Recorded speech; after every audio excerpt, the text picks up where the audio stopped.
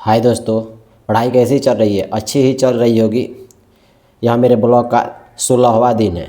दोस्तों, मैंने सबसे पहले आज क्या क्या आज के दिन पढ़ना है सुबह से शाम तक, उस चीज़ को मैंने सबसे पहले अपने कॉपी में लिखा।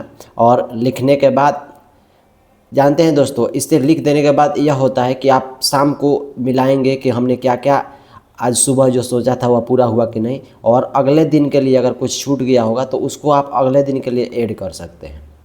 ठीक है दोस्तों, जैसा कि आप सभी दोस्तों को पता है कि मैं सबसे पहले सुबह में पॉलिटी का कॉपी रिवीजन करता हूं, और मैंने पॉलिटी का कॉपी आज रिवीजन किया। आपको हम बता चुके हैं कि हमारा जो चैप्टर स्टार्ट किए हैं संघ और राज्य क्षेत्र, उसी चैप्टर को हमने आज आगे बढ़ाया और याद किया।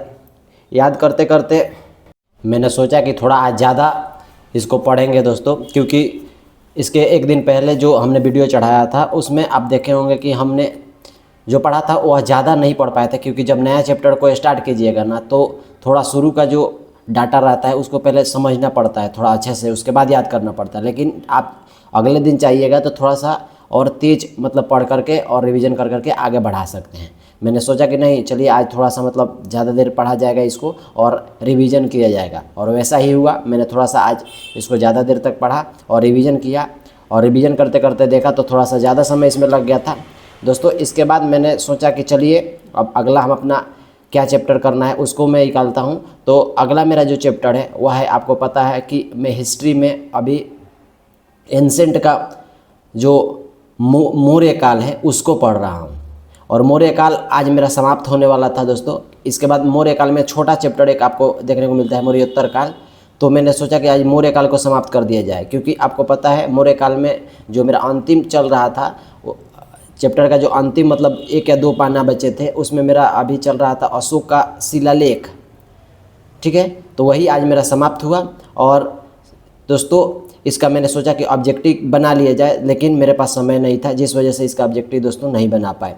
और मैंने जल्दी जल्दी इसका रिवीजन किया, और रिवीजन करने के बाद दोस्तों, याद करने के बाद आपको पता है कि आज सुबह से हमने सबसे पहले पॉलिटी पढ़ा। उसके बाद मैंने अपना जो बुक था हिस्ट्री का एंसेंट उसको पढ़ लिया, रिवीजन कर लिया। लेकिन आज सुबह से अभी तक कोई भी टेस्ट नहीं मारा था, जिस वजह से दोस्तों मैंने सोचा कि चलिए आज टेस्ट मारते हैं।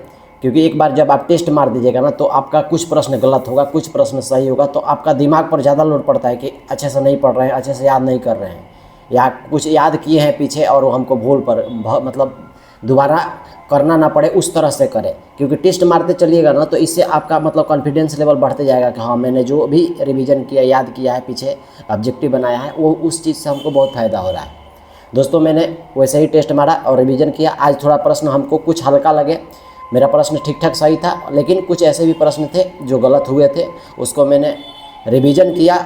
और रिवीजन करने के बाद उसको एक कॉपी पर लिखा, और कॉपी पर लिखने के बाद उसको याद किया, क्योंकि कुछ ऐसे प्रश्न थे जो अच्छे प्रश्न थे जिसको याद करना मतलब ज़रूरी था दोस्तों। याद करने के बाद मेरा अगला चैप्टर जो था वह था मैथ का बुक। मैथ का बुक आपको पता है कि मैं सबसे अंत में बनाता हूँ, क्योंकि मैथ का बनाने के पीछे अंत में ये होता है, क्योंकि दोस्त लास्ट का समय में अगर मैथ बनाइएगा ना तो अच्छा मैथ बनेगा तो नींद नहीं लगेगा।